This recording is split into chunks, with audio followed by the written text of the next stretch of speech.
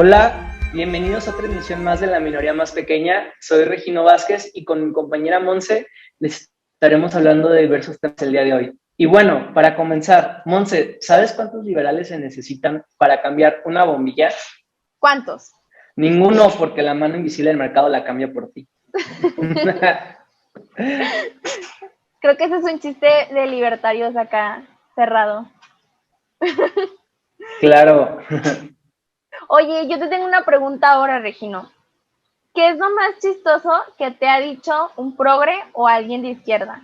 Sin embargo, lo que se lleva al primer lugar todas las veces es que los países escandinavos son socialistas. Ándale, o los nórdicos. Yo creo que lo más chistoso que me han dicho, además de que eres una privilegiada, tienes cero empatía, te falta empatía, ay, que soy blanca, también me han dicho. Creo que es eso, que los países nórdicos son socialistas porque estos países logran la redistribución de la riqueza mediante los impuestos. ¿Cómo ves?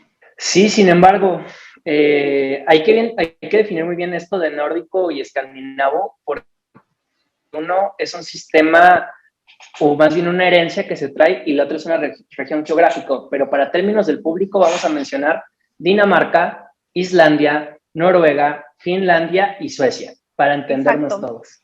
Y, Muy y bien. bueno, ahora que ya estamos definiendo y acotando los términos, ¿cómo crees que comienza este mito del paraíso nórdico socialista? Yo he escuchado mucho que los socialistas defienden el estado de bienestar que les dan estos países en donde pues todo es gratis, por así decirlo, la educación, la salud, etcétera. Entonces, estos países piensan que esa es una manera de izquierda. Entonces, lo que dicen es que en esta región específica, que son los países que ya mencionados, aquí sí funciona la socialdemocracia, ¿no? Porque es gratis y es de muy buena calidad, etcétera, etcétera, y es como su excusa para decir que son socialistas. Claro, y cualquier persona que haya ido a alguna universidad en el mundo occidental habrá escuchado esta palabra más no poder: socialdemocracia, estado de bienestar y países nórdicos. Pero bueno, yo creo que el problema base con este mito del paraíso nórdico es que toman países que ya funcionan, que ya son ricos y que simplemente tienen una alta tasa impositiva y bastantes servicios pagados desde el Estado. Lo que no te cuentan es que durante el siglo XX estas naciones fueron gravemente lastimadas por políticas socialistas, vivieron varios de ellos en la pobreza y justamente por estas políticas antinegocios es que se sumieron en una miseria increíble, y no fue hasta que reformaron todo el sistema de forma distinta a cada uno que realmente alcanzaron este nivel de riqueza y ahora sí a repartir dinero. Exactamente. De hecho, en Suecia específicamente, entre 1850 y 1950 es donde disfrutaron un libre mercado. El libre mercado que tanto defendemos hoy ahorita, ellos en ese entonces lo estaban disfrutando. La intervención del gobierno era mínima. El PIB per cápita se había duplicado 7 veces y la esperanza de vida había aumentado 26 años. Suecia pasó a ser de un país agrícola a ser de las economías más grandes del planeta. Incluso los impuestos en ese país era más bajo que Estados Unidos. Y también tenemos que tomar en cuenta que ninguna empresa sueca actual fue creada después de 1970. Por lo tanto, todas las empresas famosas por su eficiencia y por su calidad fueron antes de ese estado de bienestar que pues ahora los están diciendo. Entonces, lo que nos dice es que los suecos se enfocaron en crear las riquezas antes de redistribuirlas, que es lo que en Latinoamérica quieren hacer. Antes de crearlas, ellos ya quieren empezar a redistribuirlas. Yo quisiera hablar más del caso de Noruega, que si fuese posible comparar estos países con alguno latinoamericano, Noruega sería la opción perfecta. Ha sido invadido múltiples veces, es rico en Como recursos nosotros. naturales, es rico en recursos naturales como nosotros, especialmente en gas natural y en petróleo, como algunos países famosos latinoamericanos. Y Noruega fue un país pobre alguna vez, con un clima bastante duro y cuya principal fuente de ingresos procedía de la exportación de pescado. Noruega no pertenecía a los países ricos hace más de 50 años. En paridad de poder adquisitivo, la renta per cápita no alcanzaba ni la mitad de la de Suiza y era un 15% inferior a la de la República Federal de Alemania, que como todos sabemos era una república bastante precaria en Europa. Yo lo que también he visto es que después de 1990, desde una perspectiva histórica internacional, en 1989 se derriba el muro de Berlín, ¿no? Entonces ahí todos lo decimos como el triunfo del capitalismo hacia el socialismo. Entonces en 1990 empieza a mejorar lo que es la intervención en el Estado, pues empieza a disminuir y empiezan a darle más libertad en esos países a las empresas. Y si antes en 1980 el impuesto sobre la renta para la persona física era, de aquí tengo el dato, de un 87% en 1980, para 1990 disminuyó a un 57%. Entonces muchas personas dicen, ay, es que en esos países el ISR para las personas físicas es altísimo. Bueno, en la época fuerte del socialismo era aún más altísimo, pero vieron que esto no traía nada bueno, entonces decidieron disminuirlo a un 57%, que es lo que hoy en día tenemos.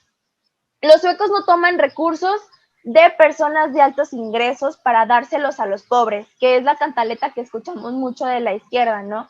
Ellos más bien exprimen a las personas de bajos ingresos, pues estos pagan más impuestos que Estados Unidos. ¿Qué es lo que Estados Unidos tienen así de tax the rich? Bueno, aquí está.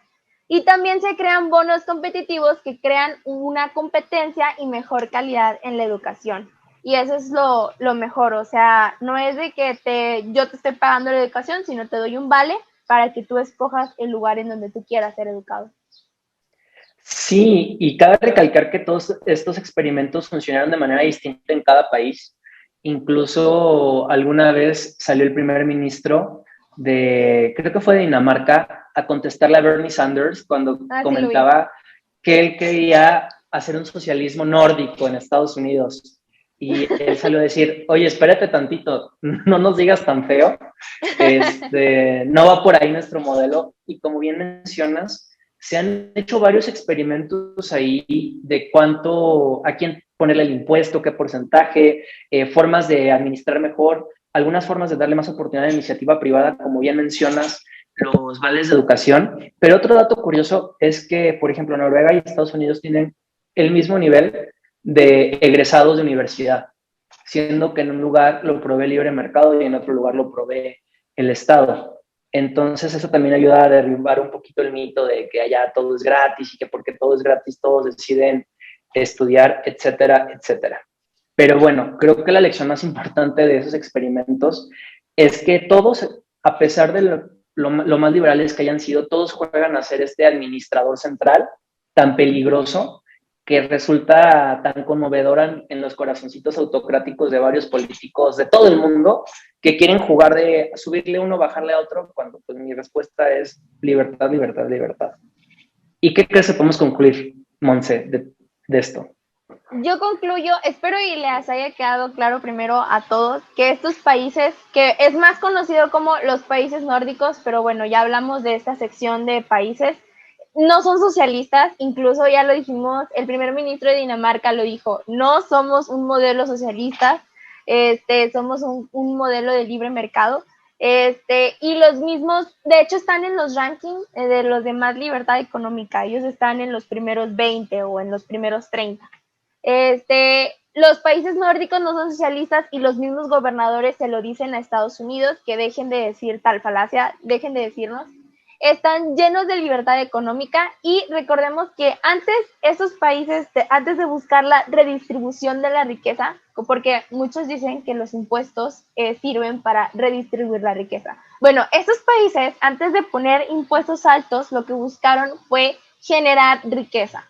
No te voy a quitar la poca riqueza que tienes para dárselos a los pobres, yo voy a permitir que tú generes la riqueza. Entonces, esto se necesita hacer en Latinoamérica, permitir que se genere la riqueza. Oye, pero va a generar desigualdad.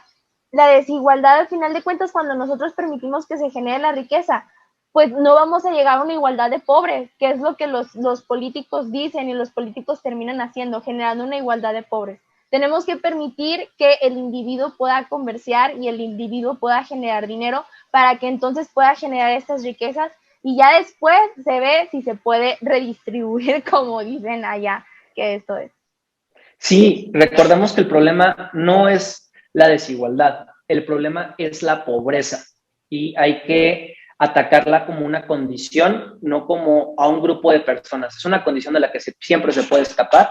Y bueno, no hay que caer en esta falsa dicotomía de eres socialista o eres un país capitalista. Realmente hay pocos ejemplos que se vayan a estos dos extremos en el mundo y en la historia de la humanidad.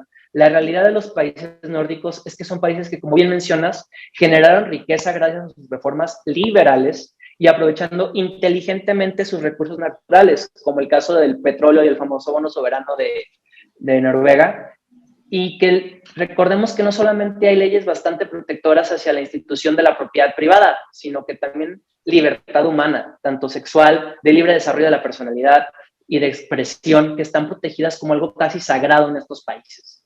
Ya quisiera un cubano, venezolano o norcoreano tener esa libertad política con la que se gozan en los países nórdicos. En conclusión, los países nórdicos son economías de mercado, con altas tasas impositivas, sí, pero una desbordante libertad social y económica. ¿Debemos imitar el ejemplo en Latinoamérica? Claro que sí. Empezamos, como bien mencionas, generando la riqueza, privatizando las empresas estatales que no funcionan, garantizando la libertad social y protección a la vida, propiedad privada. Y una vez ya que hagamos esto y tengamos garantizada nuestra seguridad, nuestra vida, nuestra propiedad, con gusto podemos hablar de aumentar los impuestos, no al revés. Me encantó eso que dijiste, de que si debemos de imitarlos aquí en Latinoamérica, muchos piensan que no, que porque su cultura histórica no es igual que la de nosotros, o que las personas no son iguales, que, o sea, el ser humano cambia, el ser humano, la mente del ser humano también cambia, nosotros no pensamos igual que hace 200 años. Y entonces, y a lo mejor y el ser humano de 200 años que sigue no van a pensar igual que nosotros, el mundo sigue desarrollándose, entonces sí se puede imitar, y creo que debemos de pensar que sí podemos y que no nuestra cultura histórica nos lo impide, porque como ya bien mencionas, Noruega es lo que más se puede igualar a nosotros y les funcionó. Entonces, ¿por qué pensar que a nosotros no nos puede funcionar? Creo que sí es viable ver la libertad que ellos tienen y nosotros también optarla y quererla, porque una frase que me dice un amigo que se me queda bien clavada es que nosotros defendemos la libertad porque, bueno, mi amigo es venezolano, él lo dice. Nosotros defendemos la libertad porque nosotros sabemos lo que es perderla. Entonces, antes de perderla, es mejor atraerla y quedarnos con esa libertad y buscar más libertad, ¿verdad? Claro, y nomás para finalizar, comentar este fenómeno geográfico del que a veces se habla de manera tan nefasta en algunos lugares diciendo, bueno, pero es que no está en nuestro ADN. Basta con agarrar un mapa del mundo y tomar la región de la península de Corea y ver cómo de un lado sí hay luz y de otro no hay luz, a pesar de que son los mismos apellidos, la misma genética, que por miles de años compartieron la misma cultura. Entonces, sí podemos cambiar y las reglas importan mucho para que avancemos. Pues muchísimas gracias, Montse, por esta excelente participación en el podcast y pues te veo en 15 días. Adiós, gracias por invitarme. Es tu podcast también. Adiós, hasta luego.